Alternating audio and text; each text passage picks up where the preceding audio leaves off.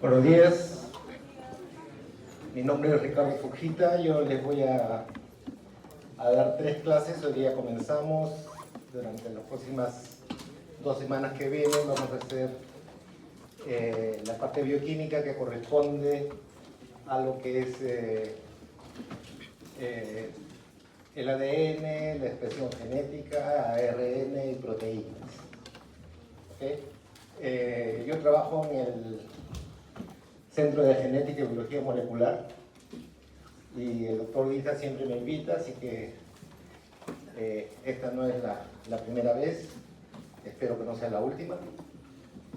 Y lo que vamos a hablar hoy día es un poco acerca del material genético. No vamos a hablar acerca de los ladrillos, de qué están hechos los ácidos nucleicos, de nucleótidos, ¿no? Son los ladrillos de... Hola, buenos días. Bueno, esto es lo que tienen ustedes en el sílabus, entonces hoy día vamos a hacer, espero terminar todo esto, acerca de qué son los nucleótidos, un poco cómo se hacen, que es importante. Hay muchas enfermedades, incluso creo que tienen un seminario que tiene que ver con problemas, por ejemplo, de metabolismo de las purinas, ¿no? Algunas enfermedades, y también vamos a ver cómo la célula recicla algunos de estos nucleótidos para poder volver a usar, ¿no? Después vamos a ver cómo se ha llegado a lo que nosotros conocemos como la estructura de la doble hélice, ¿no? Es algo que para nosotros es normal, pero en la época la gente ni siquiera pensaba que el ADN era la molécula de la vida, sino pensaba más bien en las proteínas, que son moléculas más... si el ADN tiene 4 ladrillos, ¿cuáles son? Guanina, citosina, timina, A, C, G y T. ¿No? Desde ahora vamos a hablar A, C, G y T, para no hacernos vueltas. Y los aminoácidos, ¿cuántos son en las proteínas? 20, ¿no? Es lo que se conoce, o los más comunes.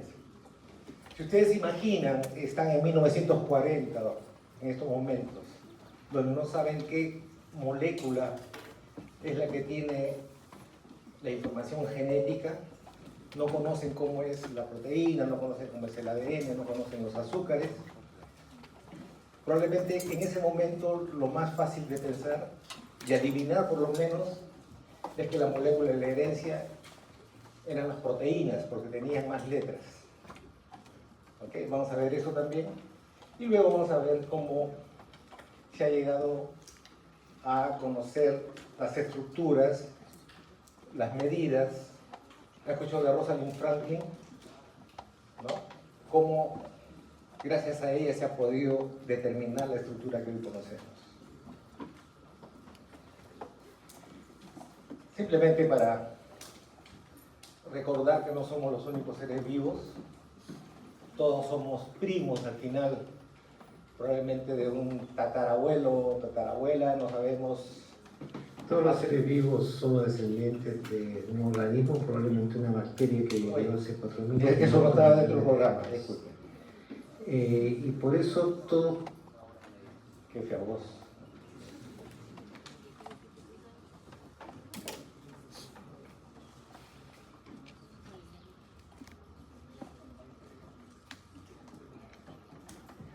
Bueno,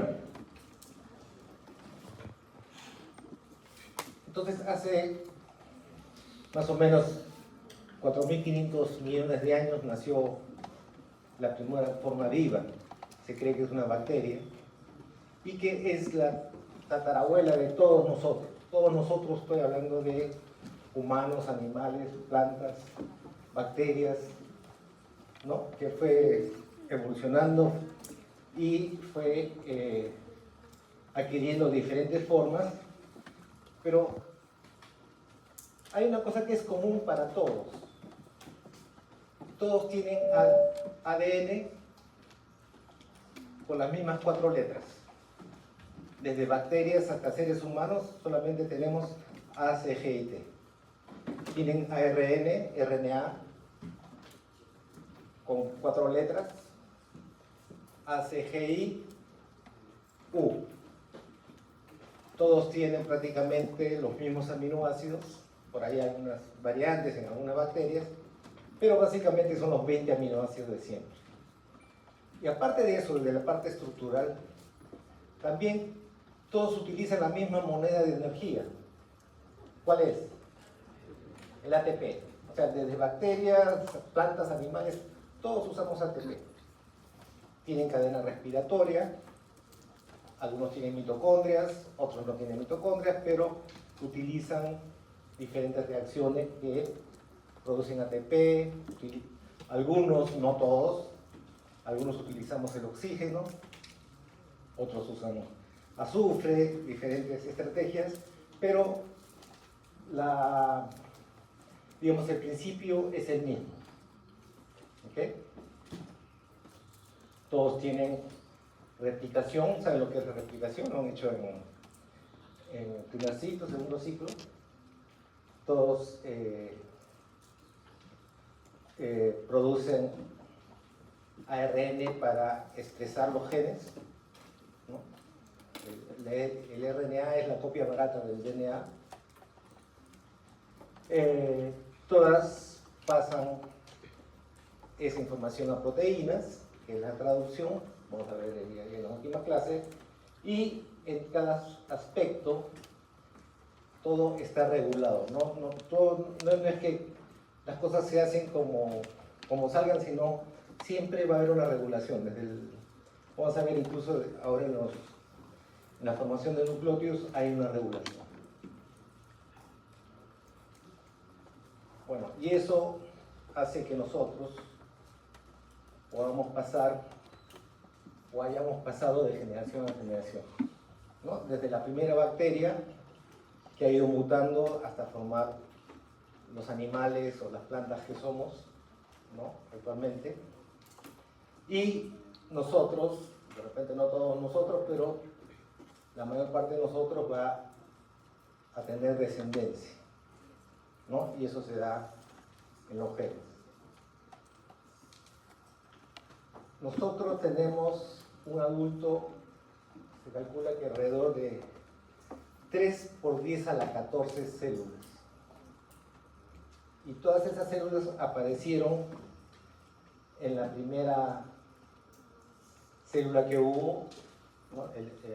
Ustedes no se acuerdan, pero sus papás sí, probablemente, ¿no? En la etapa de la fecundación.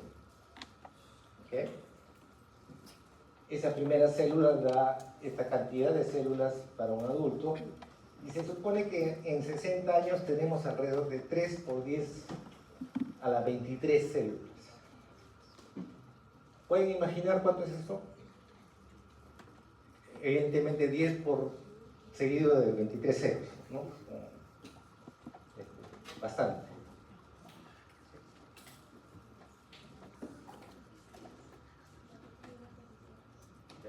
Cuando terminan, ellos ya tienen su papelito. Bueno, ya saben qué hacer con esto, yo no sé, pero ustedes saben. No, y ese sistema de formación de individuos y la información que pasa de generación a generación, ¿ya han hecho genética todavía? ¿Lo están haciendo? ¿No? El ciclo pasado. Ah, ya. Bueno, ya saben cómo va pasando esto, y seguro que ya han estudiado a este curita que hacía el sexo por las puras alberjas, que dio lo que nosotros ahora le decimos leyes, pero él no sabía que eran cosas que se repetían a través de las diferentes generaciones. Bueno, ¿saben lo que es el nucleótido? ¿Han hecho eso? El nucleótido formado por fosfato, formado por un azúcar. ¿Cómo se llama ese azúcar? ribosa o desoxirribosa, dependiendo si es DNA o sRNA. ¿Ok? Y en este caso es importante, este es el nucleótido, tiene las tres partes: la base nitrogenada, el azúcar, ribosa, desoxirribosa, dependiendo, y el fósforo. Ese es el nucleótido. Si le quitas el fósforo, es nucleócido.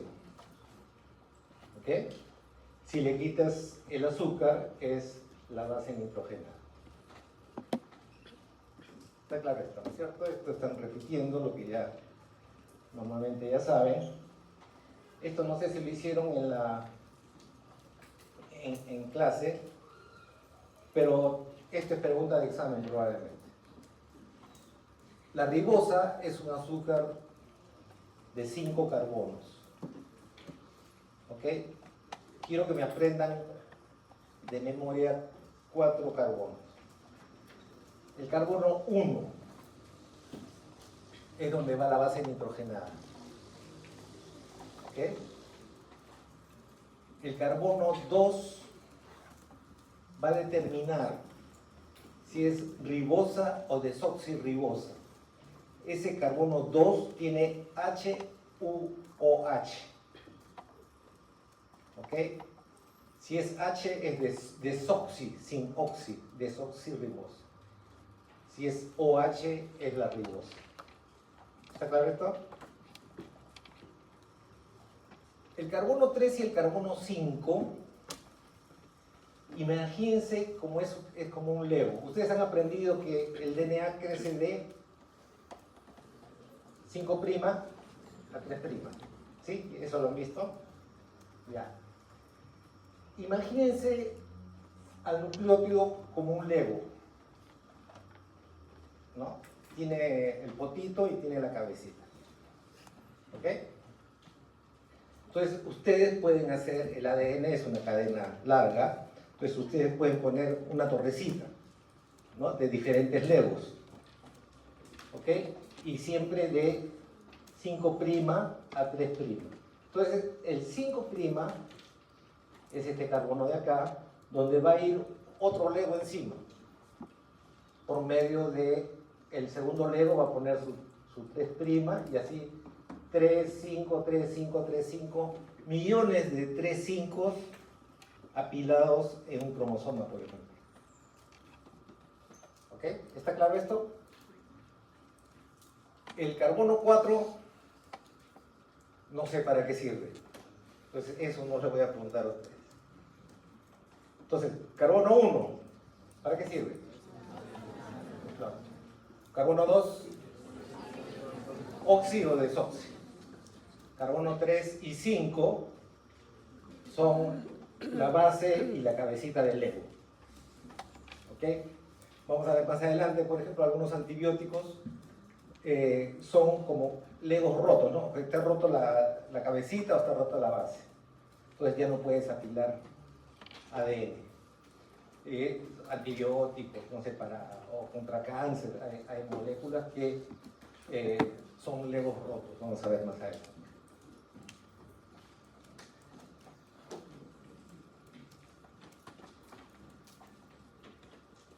Las bases nitrogenadas son de dos tipos que ustedes ya conocen. Ustedes en la academia han hecho agua pura, ¿no? ¿Se acuerdan? ¿Alguien no ha hecho en la academia? Pero es una norma, un truco mnemotécnico, ¿no? O sea, para acordarse. Agua pura, ¿qué quiere decir? Adenina y guanina son purinas. Bueno, el resto, pirimidinas, ¿no? C,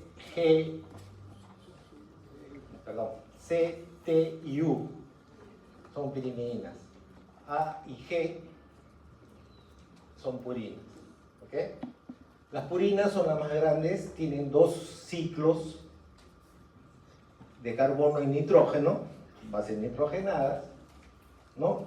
Y lo que quiero llamar la atención es que entre ellas se parecen mucho. Cuando hablemos de mutaciones vamos a ver que a veces parecerse mucho puede ser un problema, ¿no? Por ejemplo, este es el radical amina NH2. Y a veces por circunstancias X, ese radical amina vuela. Y la célula cree que ya no es adenina, sino es una guanina. Y puede producir una mutación. Igual si ustedes se dan cuenta, entre timina, citosina o uracilo son muy parecidos. Un cambio, una desaminación o un cambio de carbono puede hacer que alguna de esta citosina se desamine, por ejemplo, y se parezca mucho a un uracilo o una timina. ¿Okay? Y eso puede producir una mutación. ¿Está claro esto? Dos grupos de bases nitrogenadas, una que son las más grandes, 2 ciclos de carbono y nitrógeno, y las pirimidinas, el nombre más largo, pero son más cortas, un solo ciclo. Pero entre los dos, tanto las purinas como las pirimidinas se parecen mucho. Ustedes han hablado del AMP cíclico, del GMP cíclico, ¿no? Que son mensajeros intracelulares, ¿no? ¿Se acuerdan? ¿Han hecho eso? No sé si han hecho en biología o en bioquímica el SNAD, NADH o el FAD, el FADH, que son coenzimas que están asociados a la energía. Todos estos son nucleótidos. ¿Okay? Por ejemplo, el AMP cíclico es un AMP, adenina monofosfato, que está encerrado, ¿no? Igual que el GMP, ¿no? Lo que les quiero decir, que los nucleótidos no solamente sirven para hacer mensajes genéticos, sea DNA o RNA, sino también están involucrados en otras áreas, ¿no? Hacer lípidos, hacer ATP, energía, etc. ¿Okay? También sirven como hormonas internas dentro de la célula, ¿no? Y así ustedes ven diferentes tipos de actividades que no necesariamente tienen que ver con el mensaje genético. Bueno, vamos a ver cómo se utilizan, cómo se consigue la célula los ladrillos. Hay dos formas.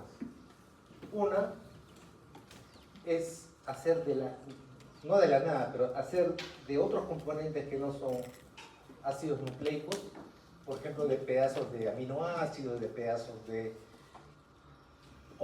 ácido fórmico, de ácido de otros dadores de nitrógeno y de carbono. Vamos a hacer estas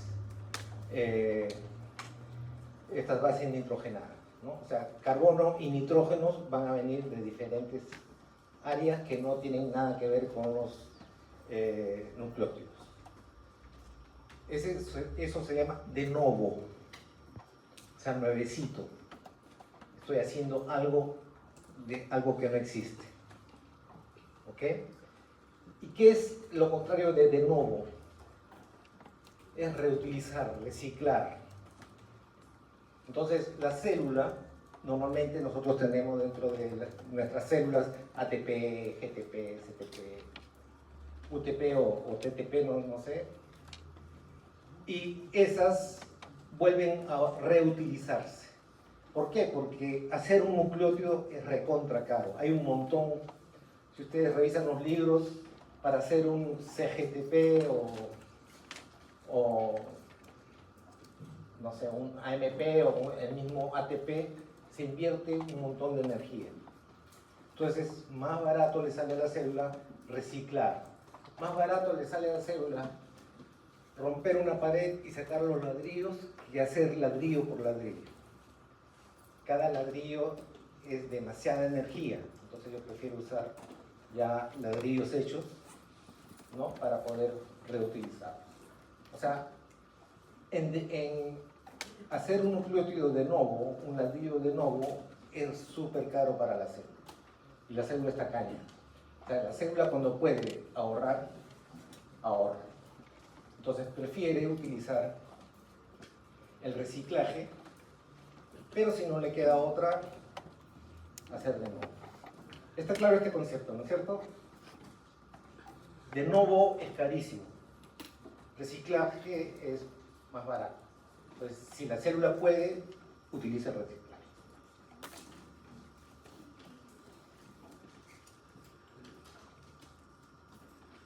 Vamos a ver también que los nucleótidos a veces hay que eliminarlos y a veces hay un problema si no se elimina bien, ¿no? Por ejemplo, van a hablar ustedes en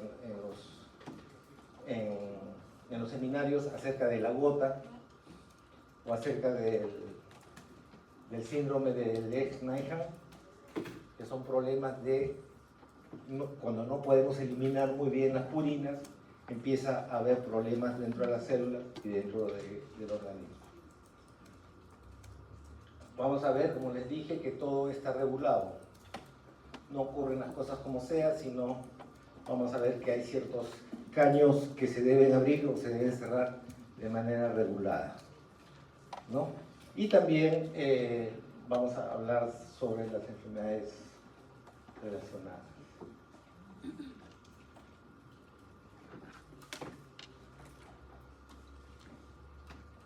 Una de las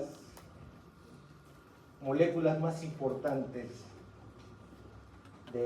tanto del proceso de novo como el reciclaje es esta molécula que se llama PRPP. P en inglés es del fósforo.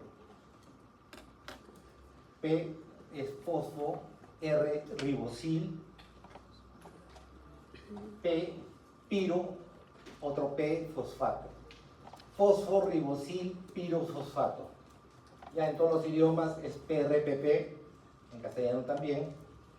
¿Okay? Es la enzima que pone al carbono, ¿a qué carbono le debería poner donde va a ir la base?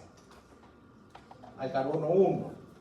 El PRPP, esta puede ser una buena pregunta. ¿En qué carbono va a hacer su trabajo el PRPP? En carbono 1. Ahí es donde va a iniciar, en el caso de las purinas, la construcción del ladrillo, y en el caso de las piriminas va a utilizar el fosforibosil pirofosfato. Lo que hace es una ribosa en carbono 1 lo va a cargar, le va a dar energía en el carbono 1 para que pueda utilizar esa energía para pegar los diferentes carbonos y nitrógenos que va a hacer un nucleótido. ¿Ok? O sea, esta molécula es súper importante. Sirve para cargar una ribosa, ¿no? En el carbono 1 para que le pueda comenzar a poner los componentes de su nucleótido. Esta es una purina. Lo que quiero mostrarles acá es que en la síntesis de novo, cada partecita, cada carbono viene de una cosa distinta. Hay de un aminoácido glicina, hay del ácido fólico, del ácido fórmico, ¿no? Este es el aspartato viene de la amina del ácido aspartico, y así. ¿Ok? Está claro esto, ¿no es cierto? O sea, tanto las purinas y como vamos a ver también las pirimidinas, hay una parte, cuando es de novo, formado por aminoácidos y algunas fuentes de carbono, ¿no? Como en el caso del ácido fórmico, ¿no? No quiero que se aprendan de memoria, sino la idea es que tengan la lógica de la formación, en este caso de la purina. ¿Okay?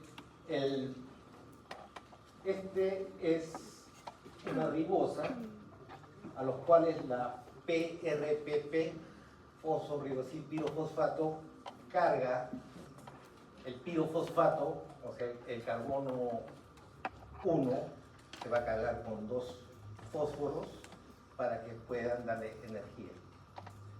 ¿Ok? Entonces ahí comienza todo. PRPP carga carbono 1, luego de glutamina saca el amina, o sea, NH2, lo carga a esta molécula, acá la tienen, NH2, luego viene la glicina. La glicina es el aminoácido más simple. ¿Qué es un aminoácido? Tiene un lado amino y el otro ácido, ¿no? Y tiene la glicina solamente un carbono, donde un brazo es amino y el otro brazo es ácido. Ya, esa moleculita chiquita la pega al amino que ya he sacado de acá, ¿no? Y ya va formando. Acá R quiere decir la ribosa. No va a estar dibujando la ribosa todo junto, ya saben qué es la ribosa. Este es el NH de acá y acá le pega la glicina. ¿Ok? ¿Está claro esto, no es cierto? Poquito a poquito va haciendo su molécula. Luego viene una molécula que se llama tetrahidrofolato. Este es bifórmico, ¿no me acuerdo? Sí, bifórmico. Tetrahidrofolato. ¿Han escuchado a alguien decirle, oye, a su mamá le faltaba ácido fólico? Sí, han escuchado, seguro que eso lo dicen ustedes todos los días, ¿no? Esta es la razón por la cual el ácido fólico es importante, porque el tetrahidrofolato lo vamos a ver 3 veces. Esta es la primera, que le he puesto así en rojo, va a dar un carbono del ácido fórmico. ¿Ok? Le va a dar un carbono que lo tenemos acá arriba, este de acá. ¿Ok? Poquito a poquito va jalando aminos o carbonos para formar la base nitrogenada. Acá hay otra amina, glutamina le presta su NH2 para tener este de acá. ¿Dónde está? Acá, ¿no? Y luego otra fuente de carbono pasa acá, perdón, acá un ATP hace que esto se cierre y tengamos la parte de 5 carbonos y nitrógeno que va a formar la primera parte de la purina. ¿Okay? O sea, primero se forma, las purinas son uno de 6 y uno de 5 que están pegados. Primero se forma el chiquitito de 5 y luego vamos a formar el de 6. Seguimos acá, se cierra y acá se va a formar de nuevo el carbono. Vemos acá el aspartato, es otro aminoácido pequeño. En este caso tiene la glicina tiene un carbono y el aspartato tiene 2 carbonos, aparte del amino y del ácido, o sea, son en realidad 4 carbonos que se integran en este lado. Luego viene otro tetrahidrofolato para dar un carbono más. ¿Okay? Y estás viendo que ya se va formando la estructura de 6 y al final hay por medio de ATP se forma acá el otro ciclo. Vas a tener los 2 ciclos de 5 y de 6 pegados. ¿Ok? está bien la lógica, ¿no? O sea, lo que les digo no se aprendan de memoria, sino vean, digamos, la línea para poder hacer este tipo de moléculas, ¿no? Moléculas que vienen de algunos aminoácidos, de la glicina o del ácido aspartico que presta su NH2, ¿no? Y algunas fuentes de carbono. Algunos son aminoácidos completos, otros son, por ejemplo, moléculas que están asociadas al tetrahidrofolato. Bueno, al final de la síntesis de novo hay una molécula importante que es la molécula intermedia. La molécula intermedia es la molécula donde, por un lado, se van a hacer algunos tipos de nucleótidos y si toma la otra vía va a ser otro tipo de nucleótidos. Por un lado, esta molécula se llama IMP, es el intermedio de las purinas. Ese IMP puede seguir por una vía hacia las adeninas y por otra vía hacia las guaninas. ¿Ok? ¿Esto está claro? Es un punto intermedio para hacer guaninas y adeninas. Entonces, esta es una molécula importante. De todas las que tienen que aprenderse, esta es una de las que tienen que saber. Acá tienen el intermedio y ven que dependiendo la necesidad, si hay mucha, vamos a ver más adelante, si hay mucha guanina, el caño se va a abrir hacia las adeninas y viceversa. ¿Ok? Luego van a venir formación de, por ejemplo, adeninas, ADP, ATP. ¿Cuál es el ATP? Es la molécula de la moneda de energía, ¿no? de la célula. Y también por el otro lado se va a formar derivados de guanina, ¿no? GMP, GDP, GTP, deoxi, GTP, dependiendo si quieres hacer DNA.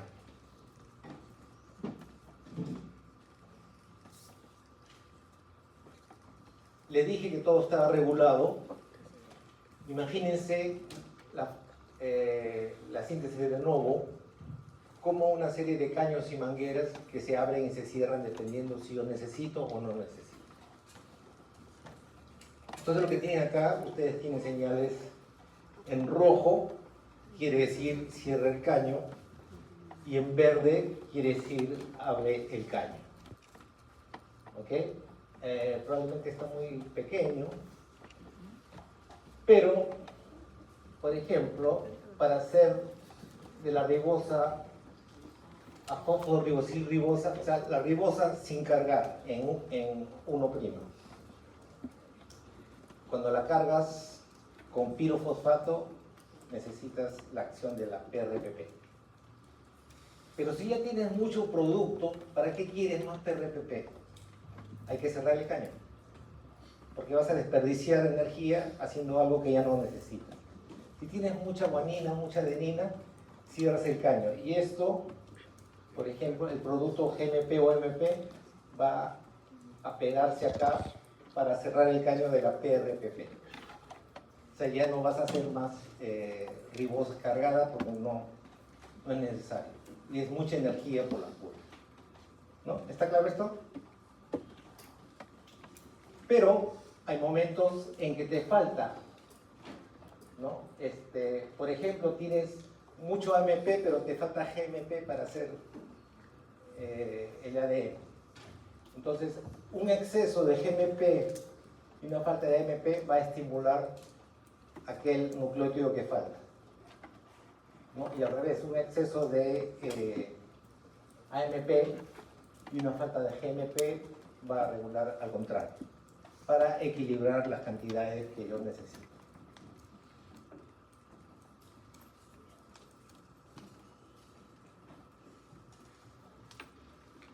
Tener muchos nucleótidos en la célula a veces se vuelven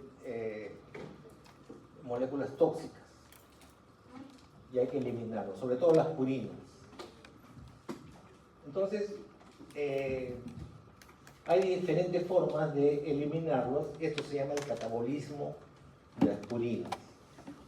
¿Ok? Ustedes ven que tienen, por ejemplo, estas que van GMP. ¿Qué tiene el GMP? Tiene guanina, tiene ribosa y tiene fosfato. ¿Ok? Yo quiero eliminarlos. Entonces vamos sacando el fosfato, vamos sacando la ribosa y luego eliminamos la base nitrógena. ¿Ok? Entonces, acá de GMP sacamos el fosfato y tenemos el nucleósido. ¿Ok? Guanosina, sin fosfato. Luego le sacamos el azúcar, ¿no? Y tenemos la base nitrogenada. Estas bases nitrogenadas, igual pasa acá en el AMP, también le sacamos la ribosa, le sacamos el fosfato, la ribosa, y incluso acá hay una eliminación de un NH, en este caso 4, un nitrógeno, y se vuelve la molécula inosina, ¿no? Que por diferentes días se va a convertir en esta molécula que se llama santina. ¿Okay? Acá ustedes ven que tiene NH2 ha desaparecido, y esta molécula es más fácil para la célula de poder metabolizar, ¿no? Y van a llegar acá una molécula intermedia, tanto la guanina como la adenina van a dar como intermedio de eliminación la santina. ¿Okay? ¿Cuál es la molécula intermedio de la formación de adeninas y guaninas? IMP. ¿Cuál es la molécula intermedia para eliminación? No para hacerse, eliminar, para el catabolismo de las purinas, la santina. ¿Ok? En ambos casos, esta santina va a tener, y acá santina, y acá de santina se va a formar ácido úrico. Todo hecho por una enzima que se llama santina oxidasa. ¿Okay? El producto final de la eliminación del catabolismo es el ácido úrico. Entonces, el ácido úrico es un ácido un poquito molesto para la célula porque no es muy soluble. Y peor todavía, el ácido úrico forma sales rápidamente, urato. Y ese urato sí es mucho más fastidioso que el propio ácido úrico. El ácido úrico es una molécula que no es fácil de ser soluble. ¿Okay? Entonces, estas moléculas, los uratos por ejemplo, empiezan a acumularse en las diferentes células. Y por ejemplo, uno de los sitios donde pasa mucho las purinas son los riñones.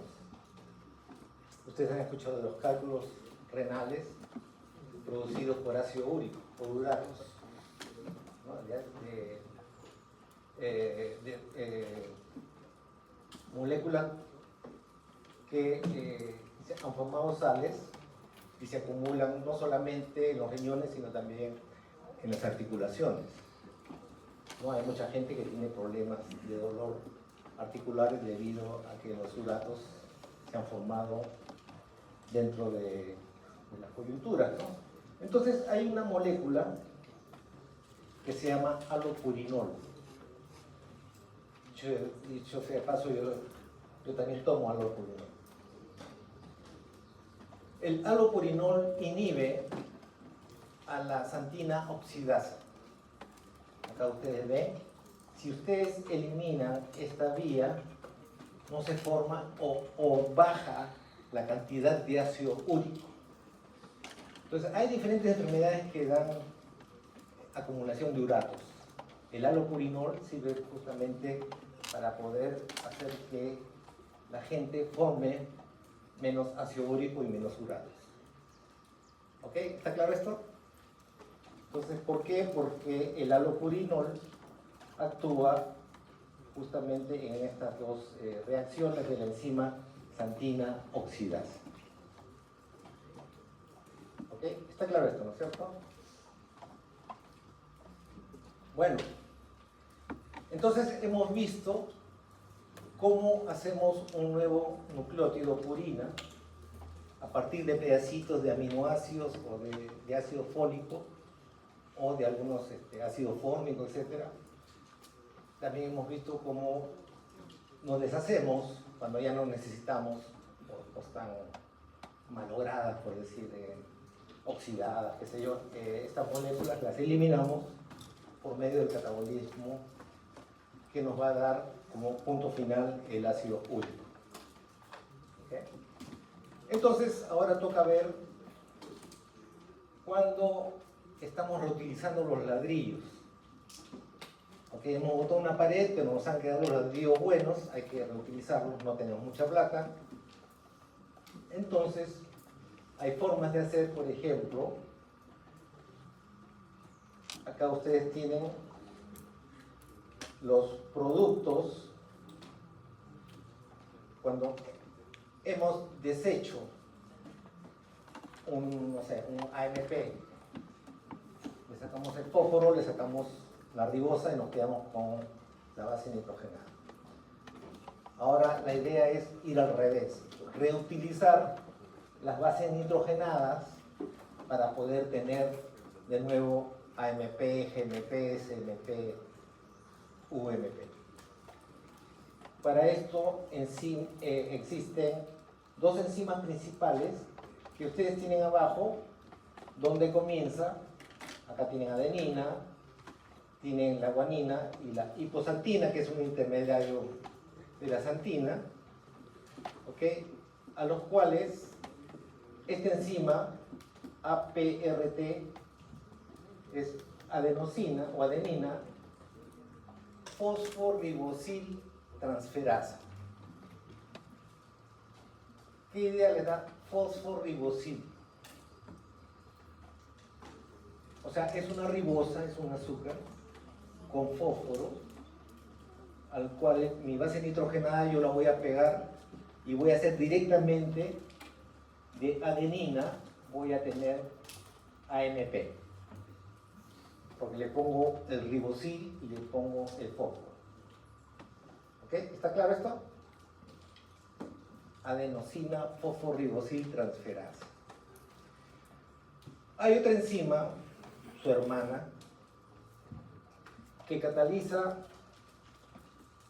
dos diferentes nucleótidos, hipoxantina, que acuérdense que es un intermediario, y la guanina, ¿no?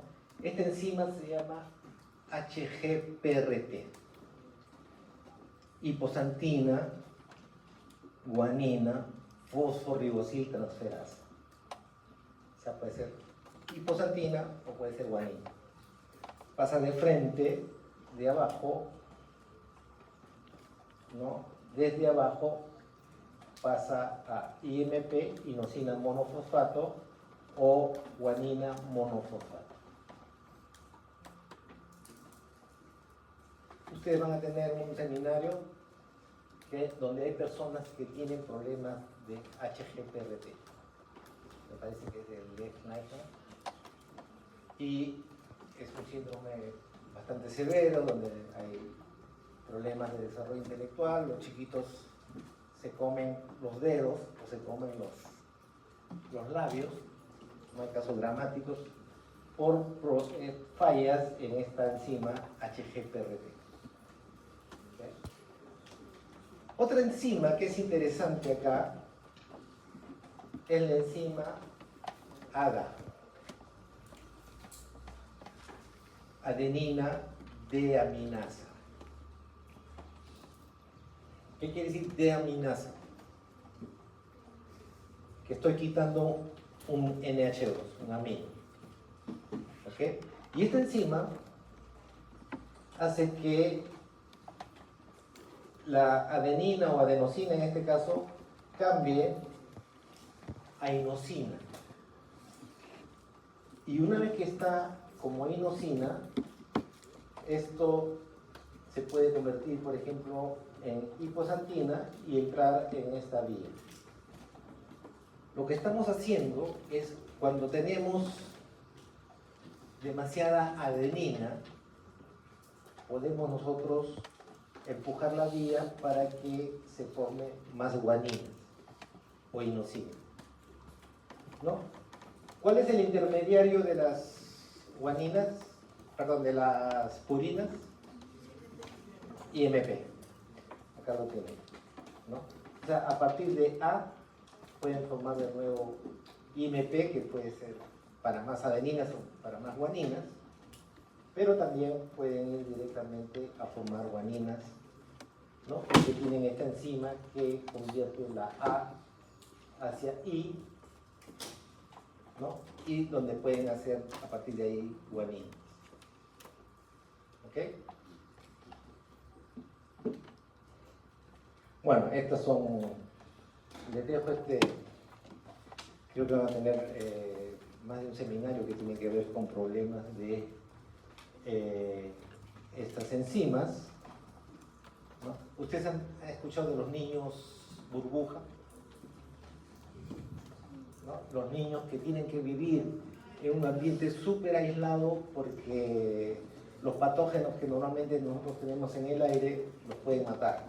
No tienen el sistema inmune bastante bajo y es, por ejemplo, es una mutación en este gen que cambia de adenina hacia inosina.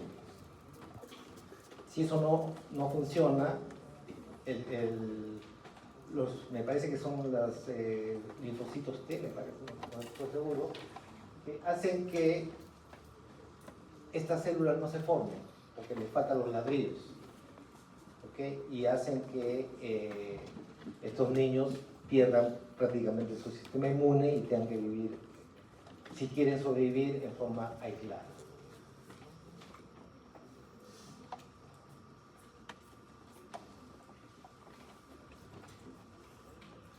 Las pimidinas son moléculas más pequeñas, son más fáciles de hacer y básicamente la lógica es la misma, ¿no? Me presto carbonos y nitrógenos, tanto de diferentes aminoácidos, de algunos ácido tónico y de tetrahidrofolato. Entonces acá la diferencia entre el primer paso para las purinas era cargar la ribosa con fósforo, ¿no? La fosforibosil pirofosfato. Es el primer paso de las purinas. En las piriminas no, en las piriminas se da prácticamente en la mitad. O sea, el cargar la ribosa pirofosfato no se da al comienzo, sino en medio del proceso. Entonces acá la glutamina es un aminoácido que va a prestar acá su lado carbono y nitrógeno para la pirimidina. Ahí todavía no hay ribosas, ¿no? Y luego va a venir otro aminoácido, que es el ácido aspartico o aspartato, que también va a formar esta estructura, ¿no? Y luego se va a formar un anillo. Y acá recién entra, ven, PRPP. En las purinas, el primer paso es utilizar la fosforibosil pirofosfato, ¿no? La PRPP. Acá lo hace en un sitio intermedio. Acá recién se carga con la ribosa y el fosfato. ¿En qué carbono?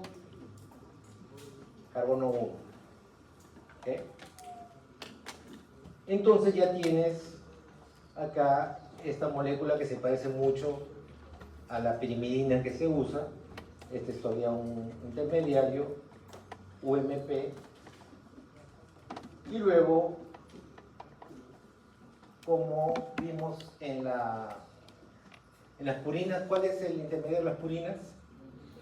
IMP. En las pirimidinas es la UDP, uridina difosfato. O sea, a partir de la UDP es donde se va a formar el uracilo y la citosina, y en el otro lado es donde se va a formar los derivados de la timina. ¿Okay?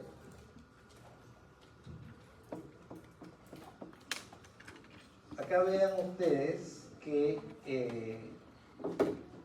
acá ya entra directamente, vamos a ver más adelante, no es una ribosa, sino con una desoxirribosa. Esa D pequeña quiere decir desoxirribosa. ¿Por qué? ¿Quién va en el DNA? ¿U o T? T, ¿no es cierto? U va en el RNA. ¿Está claro? Entonces, si vas para este lado, ya directamente probablemente vas a formar parte de la del DNA. Igualmente, para hacer esta conversión de uracilo a timina, necesitas un carbono que lo sacas del ácido tetrahidrofolato. ¿Ok? Ya cuando los insulten que a ustedes a su mamá le faltó ácido fólico, ya saben, tenemos tanto en las purinas como en las pirimidinas, tenemos la intervención del ácido fólico, que nos presta carbono en este caso. Igualmente, si me sobra producto, ya no quiero formar de nuevo. Entonces hay una regulación, ¿no? Le llaman un feedback negativo. Si ya tengo demasiado TTP o UDP o CTP, cierro el caño, ¿no? En esta parte, al comienzo de la formación de la pirimidina. Ustedes ven ahí en verde, o sea, lo que está en rojo evidentemente quiere decir cierro el caño. Lo que está en verde es algo que me hace abrir el caño. Si yo tengo dentro de la célula una cantidad más elevada que lo normal de ATP, que no tiene nada que ver con las pirimidinas, va a subir, va a incrementar la formación de las pirimidinas. ¿Okay? El ATP, una elevación del ATP va a inducir la formación de pirimidinas. Otra cosa que también va a inducir es la presencia de PRPP en mayores cantidades. ¿Okay? Cuando hay mucho producto, UTP, CTP o UDP o UTP, se va a cerrar el caño. ¿Okay? Algo parecido como había en las purinas. Bueno, y para el DNA hay una enzima específica que se llama la ribonucleótido reductasa. Una reductasa en general para los químicos es sacar oxígeno. O sea, básicamente está volviendo una ribosa en desoxirribosa. Eso es lo que hace la ribonucleótido reductasa. ¿Okay? ¿En qué carbono actúa esta enzima? En carbono 2, ¿no? Que es el que me dice que es ribosa o desoxirribosa.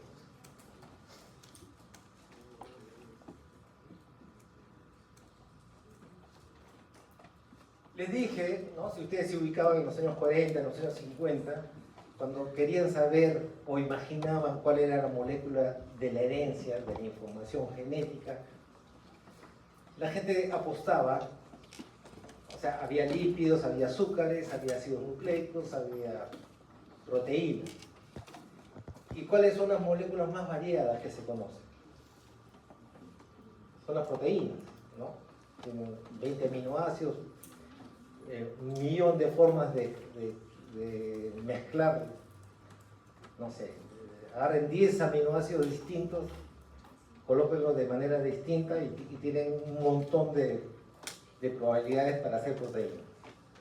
Entonces, eso en la mente de los bioquímicos de la época esa era la molécula de la herencia. No sabían cómo hacer, pero era lo que apostaban, ¿no? Los ácidos nucleicos eran, como los lípidos, como los azúcares, moléculas aburridas.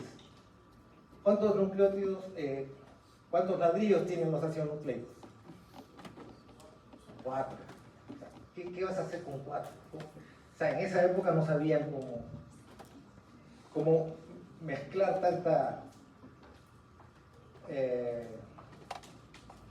tan poca información para poder hacer una información genética. ¿Ustedes han hecho extracción de ADN? ¿Sí? ¿No? ¿Han visto el momento mágico donde aparece así de la nada y ¡pum! ¿No? Está como el dedo de Dios ahí en la pintura de Miguel Ángel, ¿no? Que aparece así de la nada, ¡pum! Aparece el ADN, ¿no? Bueno, de Mendel ya conocen, el curita, que hacía el sexo con las puras cervezas. Y luego viene la teoría cromosómica de la herencia, ¿no? Donde ven que las células en un momento dado de su vida pierden el núcleo, pero aparecen unos pedacitos coloreados que le llaman cromosomas. Luego se dan cuenta que los cromosomas, ya estudiando con moscas, están asociados con algunos caracteres. No sé si en genética han visto las mosquitas de ojos rojos y de ojos blancos, que están en el cromosoma X, etc. O sea, los cromosomas tenían información de la herencia, ¿no? El núcleo, la gente pensaba que estaba lleno de proteínas. Cuando empiezan a estudiar, en el núcleo habían estas moléculas aburridas que eran los ácidos nucleicos, ¿no? Entonces, ya, bueno, esa era la información que había que hacer, ¿no? Entonces, habían dentro de la molécula del núcleo y de los cromosomas, había una cantidad de fósforo, una cantidad de azúcar ribosa y una cantidad, un cuarto de bases nitrogenadas, A, C, G y T. Un cuarto, uno de azúcar, uno de fósforo y un cuarto de una base nitrogenada. Para el químico, cuando uno ve esto, el químico piensa inmediatamente, acá hay algo que es unidad. Y esa unidad debe estar compuesta por azúcar, por fósforo y una base. ¿Okay? Eso fue durante el año 1920 más o menos. Y lo que ahora sabemos es que esto forma el nucleótido, ¿no? Otra cosa que es importante saber es que ese momento mágico, cuando aparece el DNA, lo que indica al químico es que es una molécula larga. O sea, ustedes no van a ver el ADN ATGCC al ojo, ¿no? Pero sí ven que hay una molécula larga. ¿Okay? Entonces, lo que ellos pensaban en la época es que estas moléculas eran algo repetitivo. ATGC, ATGC, ATGC, ATGC.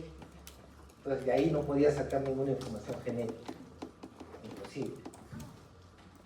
Bueno, pasa el tiempo y hay algunos químicos que hacen esta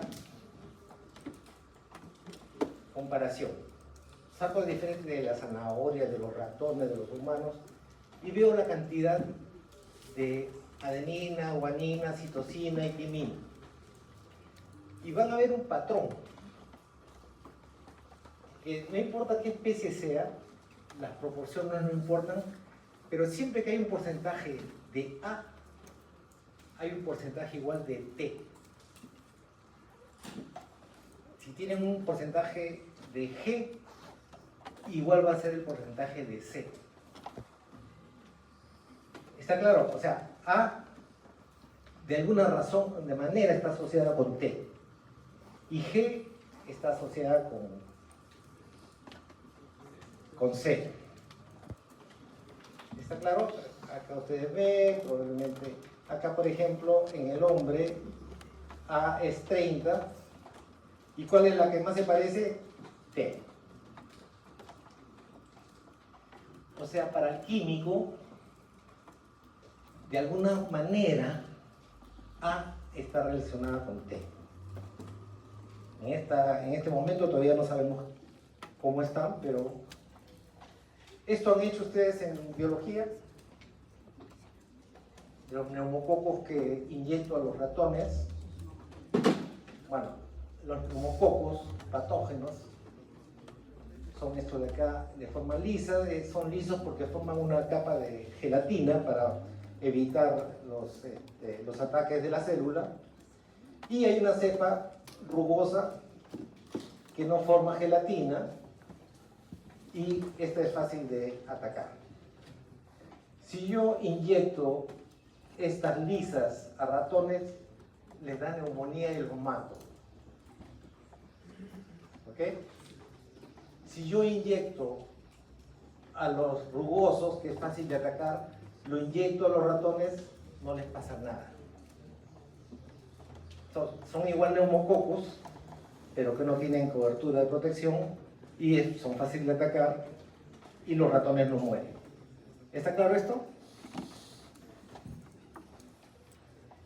Si yo hiervo, mato a las bacterias que producen la neumonía en los ratones y lo mezclo con,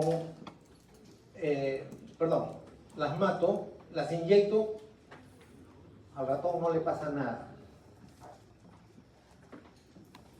O sea, las bacterias patógenas que causan neumonía, yo las hiervo y las inyecto al ratón no le pasa nada. O sea, he matado al patógeno de alguna manera. ¿Ok? Pero si yo mezclo los cadáveres, por decir, de la bacteria patógena con bacterias vivas, pero que no producen la enfermedad, o sea, estas dos por sí solas no producen enfermedad, esta no produce enfermedad y esta no produce enfermedad. Pero si las junto, mata al ratón. Esa mezcla de las patógenas hervidas, que de por sí no matan, mezcladas con las bacterias que no son patógenas, que por sí no matan, las junto, esas sí matan, esa mezcla. Entonces, durante años, décadas, la gente decía, ¿qué pasa acá? Entonces hablaban de un principio transformante, de algo que transforma a estas bacterias vivas, pero que no son patógenas, con el cadáver de las que son patógenas. Algo de los cadáveres está pasando, una molécula que no sé qué es, probablemente proteínas en esa época, está pasando a estas bacterias, va a producir que estas bacterias puedan matar. ¿Ok? O sea, hay que buscar qué cosa está. ¿Son las proteínas, son los lípidos, son los azúcares o son esas moléculas que le dicen ácidos nucleicos? Bueno, utilizan enzimas que destruyen lípidos, que destruyen azúcares, que destruyen proteínas y destruyen ácidos nucleicos. ¿Ok? Lo ponen en su mezcla de cadáveres de patógenos contra bacterias vivas que no son patógenas y les destruyen los carbohidratos, les destruyen los lípidos, les destruyen las proteínas, les destruyen el ARN y le destruyen el ADN. Las únicas que destruyen la parte patogénica es cuando destruyes el ADN. ¿ok? O sea, el ADN de las moléculas, perdón, el ADN de las bacterias patógenas muertas era lo que causa estas muertes en los ratones. ¿Sí? ¿Está claro esto? O sea, no eran las proteínas, no eran los lípidos, no eran los azúcares. No era el ARN, era el ADN. O sea, el ADN tenía de alguna manera la información genética que hacía que las nuevas bacterias se vuelvan patógenas. Pero era el año 1944, nadie le creía porque, como les decía, los ácidos nucleicos para la época eran las moléculas más tontas, más aburridas que podía haber. ¿Ok? Luego viene este experimento donde definitivamente... ¿Conocen este experimento? De la licuadora. Hay el virus bacteriofago, es simplemente una jeringa, si ustedes quieren, de proteína, y el interior son ácidos nucleicos, o DNA en este caso. Entonces, en este experimento tengo dos moléculas, o proteínas o ácidos nucleicos. Mi apuesta son las proteínas y marco ambos de diferentes formas. Las proteínas se marcan con azufre radioactivo, porque hay un par de aminoácidos que tienen sulfato, ¿no? Ustedes vean cuando les toque aminoácidos, es el...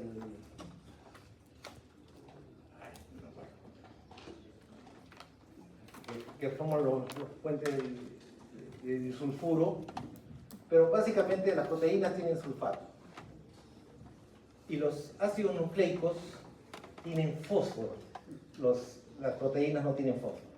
Entonces, si yo marco por un lado un cultivo donde pongo fósforo radioactivo y en otro pongo azufre radioactivo, voy a marcar por un lado los ácidos nucleicos o los aminoácidos, las proteínas, ¿ok?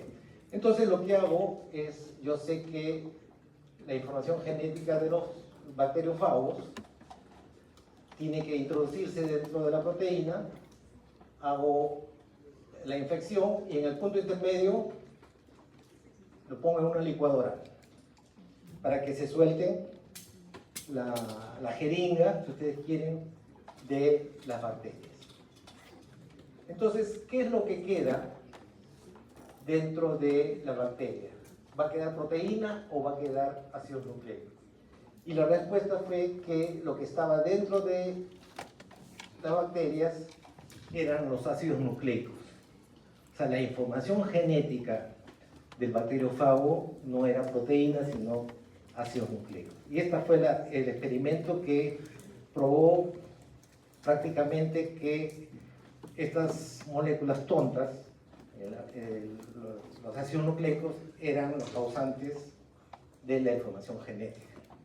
Entonces todo el mundo, alrededor de 20 laboratorios distintos, sabiendo eso, empezaron a estudiar los ácidos nucleicos y ver cómo podía ser esa molécula, la molécula de la herencia genética. ¿Sí conocen a Rosalind Franklin? ¿No? Era la mejor cristalógrafa del ADN, y había como 30, pero ella era la mejor, pero era muy tímida. Tímida y un poco cerrada. Y ella tiene esta foto famosa, la foto 51, ¿no? Debe haber hecho un montón de fotos, la foto 51 es esta que es conocida. Lo que hacía ella, el ADN lo estiraba y le pasaba rayos X, ¿no? Acá lo estiraba y le pasaba rayos X. Acá hay un ganchito, este es el ADN, y este rayos X formaba unos patrones. ¿Ok? Este patrón, cuando es en forma de X, lo que le dice al cristalógrafo es que es una molécula helicoidal. ¿Okay? O sea que está formando, ya hemos visto que para el químico esta es una molécula larga, el ADN. Entonces no solamente es larga, sino es helicoidal. ¿Okay? Está formando esto. Otra cosa es que ella podía medir, estos son como escalones, y se pudo dar cuenta que en cada vuelta había 10 escalones, y entre escalón y escalón hace alrededor de 3.4 nanómetros, y que el diámetro de esta molécula era 20 Armstrong, 2 nanómetros o 20 Armstrong. Y esto va a ser importante, como vamos a ver luego, el ancho del ADN. ¿Okay? No se olviden de este dato, 20 nanómetros, o 2 nanómetros o 20 Armstrong. ¿Okay?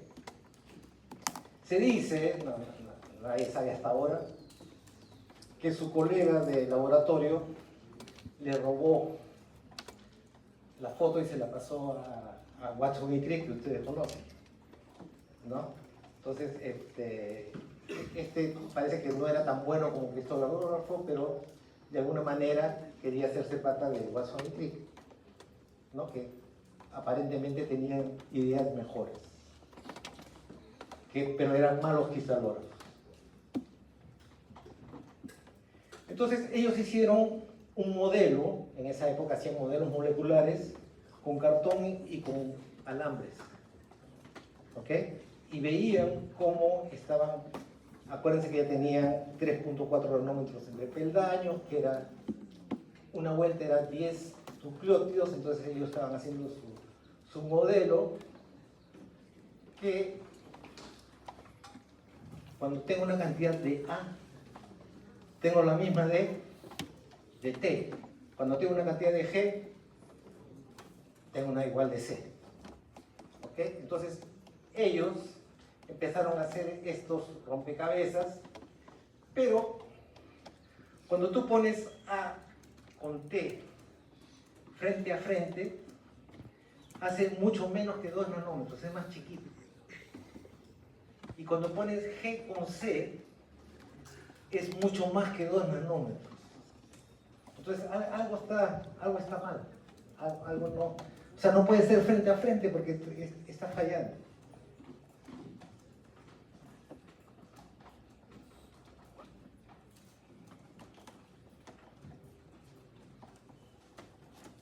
Entonces, si pones frente a frente A con T, es muy pequeño.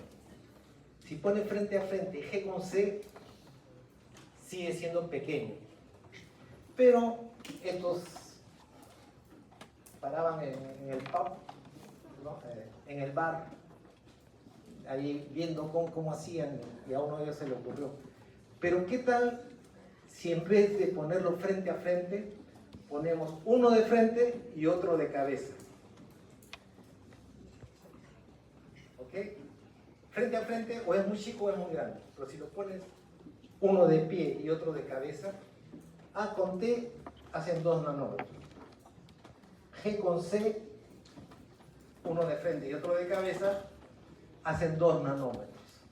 Bingo. ¿No? ¿Está claro esto? Tú querías tener 2 nanómetros, ahí tienes tus 2 nanómetros. Pero tienes que voltear una de las moléculas, tienes que ponerla de cabeza. ¿No? Entonces, una va hacia un lado y otra va hacia el otro.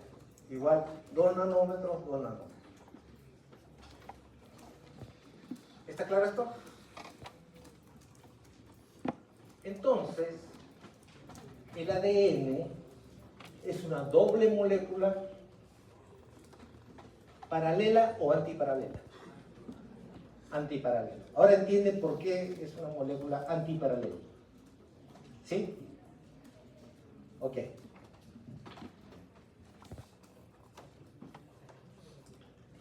Y la otra parte es que las barandas era súper aburridísimo entre fosfato ribosa o desoxirribosa, fosfato desoxirribosa, fosfato desoxirribosa, y así millones de veces en un cromosoma. Pero lo que no era igual, no era algo repetitivo, ACGT, ACGT, ACGT, era la parte interna. Es lo que los genetistas llamamos secuencia, la secuencia de ADN. Eso es lo que cambia. Y ahí, ahora ustedes conocen el código genético, sí tiene sentido que una cosa de 4 letras pueda tener tanta información. Está claro esto, ¿no es cierto? O sea, la información genética está escrita a TGCCCC, TTT, a GG, ¿no? Pero un cambio de esas, cualquiera de esas letras, va a ser una mutación y probablemente va a causar una enfermedad o va a causar que una especie se reproduzca de otra manera, todas las cosas que pueden pasar. En los 4.500 millones de años que tenemos como seres vivos, ha habido tantos cambios que todavía hay bacterias, y hay seres humanos, y hay plantas, y hay patógenos, etcétera, etcétera. ¿Está claro esto? Entonces, las barandas súper aburridas, ribosa, desoxirribosa, fosfato, desoxirribosa, fosfato. Lo que está en medio, la secuencia, es lo más importante. Y prácticamente toda la información genética está escrita en estas 4 letras, ¿no?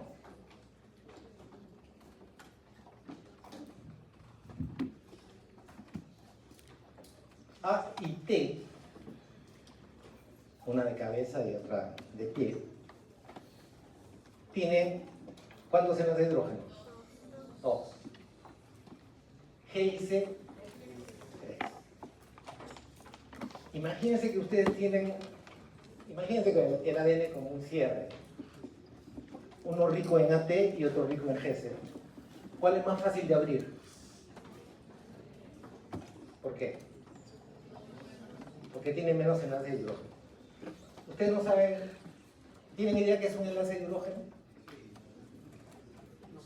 Difícil de repente, ¿no? Ustedes a veces cuando van a la casa de la abuelita y dicen, ya lava los platos, y ustedes empiezan a llenar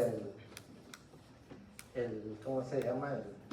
Ahí donde ponen los platos, lo llenan de agua, y a veces hay 2 platos que justo caben ahí uno detrás del otro y no pueden separarlo. Ustedes han usado láminas y laminillas para el microscopio. A veces por tacaños quieren recuperar la laminilla y se les rompe, ¿no? Y esa es solamente la fuerza del agua que mantiene a la laminilla y la lámina. Esas son los enlaces de hidrógeno. El scotch que ustedes usan, el tape, no sé cómo le llaman, también son enlaces de hidrógeno, ¿no? Son moléculas ricas en OH. Bueno,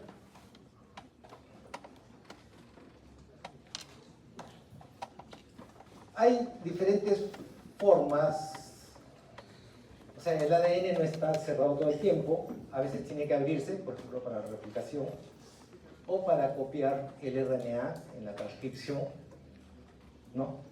Eso se llama denaturación, o sea, abrir la molécula de ADN. Como vamos a ver más adelante, los orígenes de transcripción, de replicación, la parte de los promotores, por ejemplo, son ricos en AT. ¿Tiene lógica? ¿No? El origen de replicación y los promotores son ricos en AT.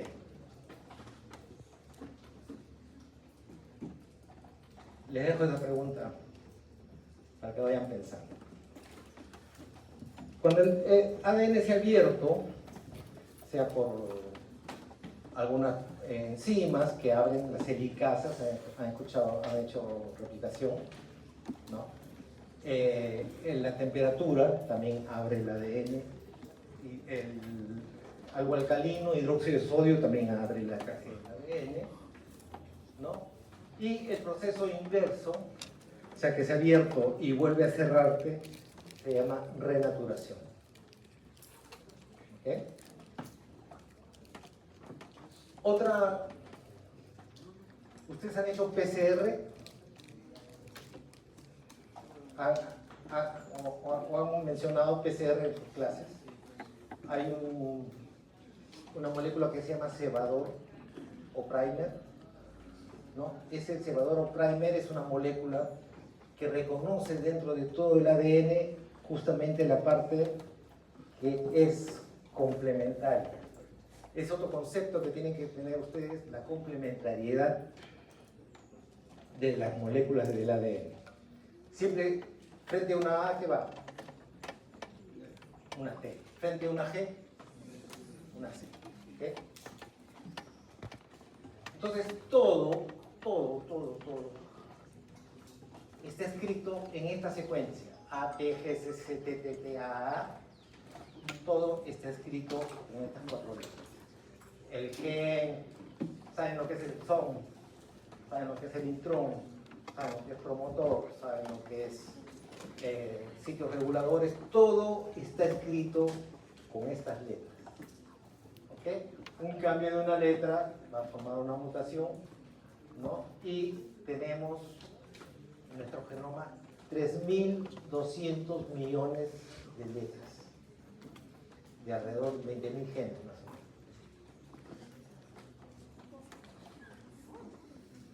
Les voy a pedir solamente que se aprendan 10 nucleótidos, ¿ya? Una línea de esto. Esta es la secuencia del gen de la insulina, pero teniendo en cuenta solamente los exones. ¿Okay? Porque si yo pongo los intrones me faltarían páginas,